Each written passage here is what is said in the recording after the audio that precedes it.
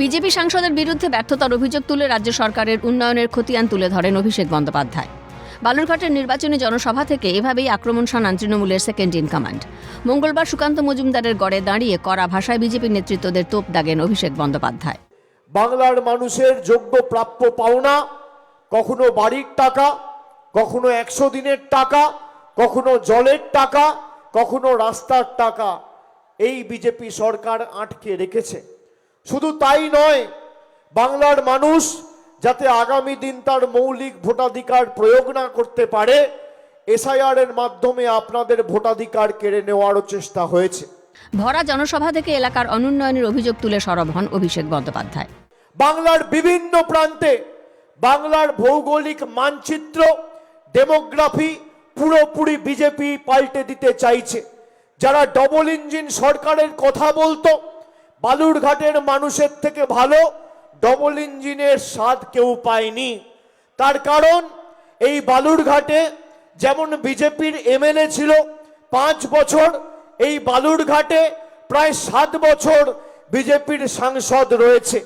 তিনি কেন্দ্রীয় মন্ত্রী, প্রাক্তন বিজেপির রাজ্যের সভাপতি, কিন্তু 10 পয়সার বাড়তি কেন্দ্র সরকারের থেকে কোনো উন্নয়নের কাজ বালুরঘাটের কোনো যুবক যুবতী বা মা বোনেদের হাতে বিজেপির কোনো প্রতিনিধি তুলে দিতে পারেনি।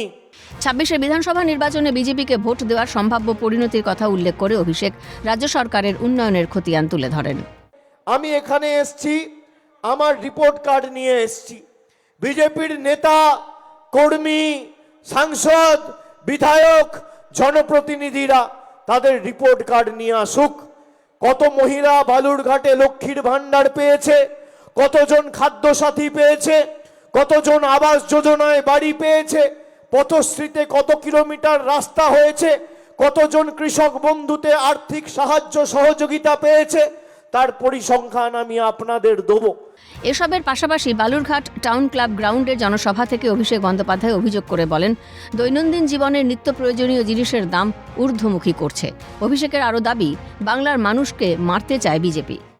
এই জনবিরোধী বিজেপি সরকার আজকে নিত্য প্রয়োজনীয় জিনিসের, দৈনন্দিন জীবনের গুরুত্বপূর্ণ নিত্য প্রয়োজনীয় জিনিসের দাম সর্বত্র ঊর্ধ্বমুখী করেছে। আজকে দেখুন ভারতীয় মুদ্রা কোথায়, দিন দিন দুর্বল হচ্ছে। দেশের অর্থনীতি রসাতলে, শেয়ার বাজার রসাতলে, ভারতবর্ষের অর্থনীতি রসাতলে। আর আমাদের রাজ্য যেহেতু বিজেপিকে ভোট দেয়নি, তাই বাংলার মানুষকে ভাতে মারতে চাইছে। বালুরঘাটের পর করণদিঘির কৃষি বাজার মাঠে জনসভা করেন অভিষেক বন্দ্যোপাধ্যায়। দুটি জনসভা থেকেই অভিষেকের সুর ছিল একেবারে সপ্তমে। দ্রব্যমূল্য বৃদ্ধি থেকে একের পর একই সুতে সুর চড়ান। করণদিঘি বিধানসভার উন্নয়নমূলক রিপোর্ট কার্ড পেশ করেন অভিষেক বন্দ্যোপাধ্যায়।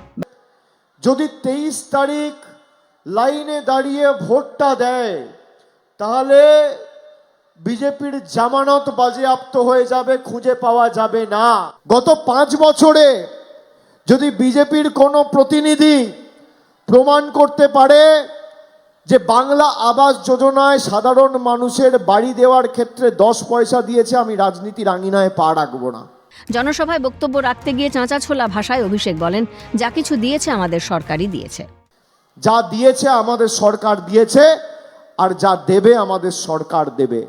একদিকে মোদি আপনার থেকে জিনিসের দাম বাড়িয়ে আপনার থেকে লুটে পুটে খাচ্ছে, আর একদিকে মমতা বন্দ্যোপাধ্যায় আপনার হাতে টাকা তুলে দিচ্ছে। এটাই পার্থক্য, একদিকে দিচ্ছে আর একদিকে মোদি নিচ্ছে। দেখতে দেখতে সময়ের চাকা গড়িয়েছে। 1 মাসও বাকি নেই বিধানসভা নির্বাচনের। তার আগে উত্তরবঙ্গ সফরে গিয়ে ফের বিজেপিকে বেলাগাম আক্রমণ শানালেন অভিষেক বন্দ্যোপাধ্যায়। শঙ্কর রায় ও নন্দদুলাল সরকারের রিপোর্ট, ক্যালকাটা নিউজ।